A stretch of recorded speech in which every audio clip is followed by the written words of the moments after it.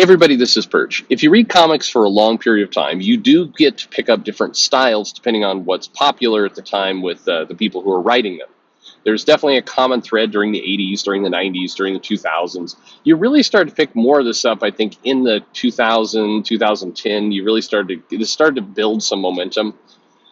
It wasn't in the 80s and 90s. You definitely saw styles come through, but it was I don't know, it was tempered a little bit. The editorial had a pretty firm grip on the voice of the character, and so you had less of it. But I mean, it's kind of like if you read Claremont's work, it's still very solid, but there's aspects of it that feels a little dated, and it's that dated part is often kind of where it writes like the era it's in, and it's not necessarily the plot, it's not anything like that, it's just how the characters sound.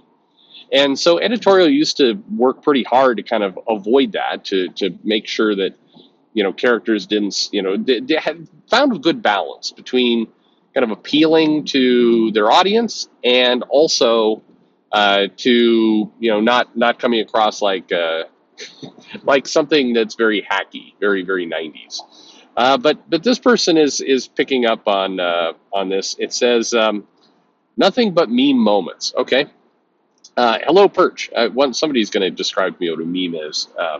By by the way, I still think that, man, it just flew right over people's heads. I did the video of Black Panther as played by Ryan Gosling, and people were all over that. Not sorry, a handful of people like Birch doesn't understand what a meme is. This one dumbass did a 2-hour live stream, basically talking about that video, and the basic premise was Perch doesn't understand memes. That was just a meme.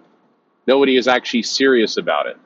What was funny is that was this guy's premise. He titled the video this way, and then very quickly in the video, in his stream, he got to, Perch, what he doesn't realize is that it's only fair if we get a white Black Panther because of all the other race swaps. It's like, okay, then you're no longer talking about a meme. You're talking about exactly what I talked about in that video, which is if you go down a path of, we tit for tat, we got this race swap, so we're going to have to swap the other direction to balance back out to a white character.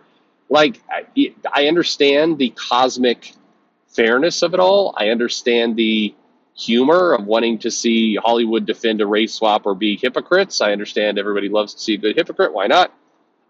But in terms of somebody, i.e. me, who wants to actually watch a movie or read a comic that I enjoy, I don't want any of this shit. I don't want it. I understand it makes for good lulz. I understand that it is good to just point out the hypocrisy of somebody else. I understand that it's fun to rub somebody's nose in the same shit they've been running your nose into. I get all that. But I also do want to be entertained. That is why I am paying for entertainment. So if I'm paying for it, I'm gonna want to be entertained. So anyway, sorry for that little segue there.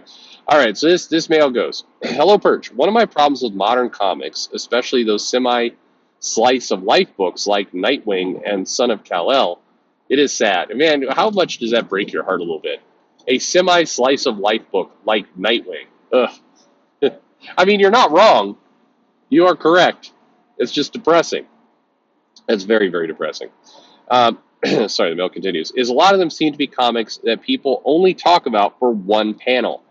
And many writers do this. Every week, I call it a Battery panel from Tinian's Batman shows up. The page-long arguments about how best to pronounce the name of a food show up. Stuff like that. I feel like actual comic memes, like Batman slapping Robin and the I'm the goddamn Batman, weren't really meant to stand out, they just did. But writers today try and force moments to stand out. That's a really good point. We'll finish this mail here. I thought I had a question when I started writing this mail, but I'm sure you have something to say about this. It's not any one subject.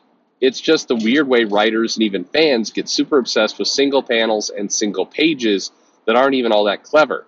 That's the worst current writing trope in comics, in my opinion. P.S. Holiday season is the best way to get a nice juicy dumper. Thanks for that. That's a wonderful little nod to exterminators, which will forever be known by Juicy Dumper and Pee Pee Boy. I guess is what's there. It's a really good point. So the thing to draw your attention to. So thank you very much for the mail. Is the idea of the Batman slapping Robin and the Jim Lee, Jeff Loeb. Was it Jeff Loeb? No, sorry, Jim. Was it who? Hang on, who did? No, sorry, Jeff Loeb. What am I thinking? Um, Jeff Loeb has given us other horrors. No, the Jim Lee, Frank Miller, the I'm the goddamn Batman, um, or Batman painting himself yellow. Uh, you're right in that when those comics were made, there's a flow to the comic. If you actually read the Batman and Robin, the Frank Miller, Jim Lee book, All Star, or was that All Star? No, fuck, I don't remember. All Star, I think. Anyway, it's not meant to just be a single panel, and that's the only thing you remember from the book. It's just it's kind of a line, and that line shows up again, and it's meant to just kind of be this part of his kind of his narrative and how he's doing. I mean, it's not meant to be what it became. And I think that's true of quite a few comics. Back there's all kinds of ones. I've used them myself. There's a panel of Superman getting spanked by his dad. There's the quiet Papa Spank Batman Catwoman. Actually, if you go back in time, you will find spanking was a really, really significant fetish of a lot of comic writers. Anyway, but you'll see this stuff pop up, and it's part of a full comic. It's part of a full story, and they become popularized in social media and as a meme, and it's become this iconic panel. And you're absolutely right. I think that there are writers now who are writing to try and make their own panel. They want that celebrity, they want that moment. And so they'll write this kind of over the top stuff that doesn't fit the characters or the story or the flow or anything, in the hopes of getting a panel to be notorious. I'm absolutely 100% convinced that Leah Williams writes this way as a style. And can I just you know what? Fuck it. This could be a whole other video, but then I'm trying to reduce on kind of pure hate outrage videos in 2023. Leah Williams sucks as a writer. Hard sucks. And has for a long time. I do not care. You can go back in my archives of the Age of X-Men. I did a review of a comic where this terrible, terrible fucking writer went on and on about, was it like a type of pancake? I don't remember. They're all in the kitchen, and it sucks. The Extremists. It is awful. It is the worst goddamn writing. And it killed me inside that so many of you, and several of you did. You basically, you got that one issue of Mary Jane. This one issue where Mary Jane was drawn with tits, big, shaking, bouncing tits in this comic. And a couple people, several big YouTubers, pretty sure Zach was one of them. So this is on you, buddy. When I'm like, this is a pretty good comic. I really enjoyed this comic. Oh, bullshit. Go read that comic again. And kind of put your little finger over the boobs when you read it. Just you don't get distracted by the fact that it's a Marvel comic and the character's not concave chested. Go read that. That comic is unreadable. It's awful. Fucking awful. That Extremist book, which was one of the earlier things she did, was awful. And she absolutely writes this way. These panels.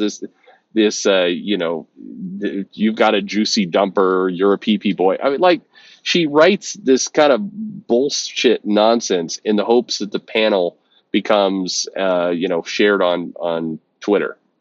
And I can say some of her pals or some of the other people who are in the X Slack have basically said, yeah, absolutely. She rolls these jokes out, or would roll these jokes out, and basically was trying to make the most over the top kind of memorable joke. That was the goal, not writing a coherent plot or comic, but that was the goal for 100%. That is absolutely what was going on. Uh, anyway, she just. I'm sorry to get on that, but man, that writer just terrible. And everybody, I like you talk to tons of people in comics, they will tell you the same. Like nobody knows how in the holy hell she is working. Tons of her quote unquote friends absolutely crap on her and DM behind her back all the time. Like this person's unreadable. Anyway, I'll say it. He is. I'm sure a lovely person in real life, absolutely. But the comics, I'm sorry, no. All right, I have noticed this. I guess is my comment to the letter writer. I hate it. I absolutely hate it. It absolutely feels like the person is going for a joke, and that's the only point to the story, to what's being written. It's not funny. It doesn't come across well, and it ages like sour milk. Absolutely. Anyway, there you go. I'll bet you weren't expecting that. I will not title this video, you know, uh, 3-minute rant on Leah Williams. I promise. But there you have it. I don't know. Yes, the holidays are a good time for a juicy dumper. I suppose so. By the way, this was printed in a comic. This is not me. And the way that the writer and everybody else gets away with it, or is attempting to get away with it, it's like, oh no, but we told everybody that it was going to be Grindhouse and all the rest. Oof. I know for a fact that the PP Boy panel from what Exterminators #4 that made the rounds on Twitter. I know for a fact that was complete bait to see if people would bitch, and there was a whole side bet going on about how many right wing snowflakes who bitch about seeing more tits from Captain Marvel and other things. How many of them would cry like little babies at that scene and go running to try and get it banned by Disney? And several people did. That was the other sad part about this. I mean, what a joke of what a joke. You've got one writer who's just putting in bullshit in order to get a cheap reaction, and then gets it, and then you got the fan base who is wasting their time writing in a petition to Disney to get them to fire her. I like, all this sucks. This sucks so much. Anyway, thank you very much for the mail. I hate the memes. I hate comics written as memes. No. And the very solid point there. I'm the goddamn Batman, and some of these, they were not intended to be one panel jokes in an entire comic. They became that, but way different than today, where a lot of comics seem to be written that way. Anyway, thanks for listening.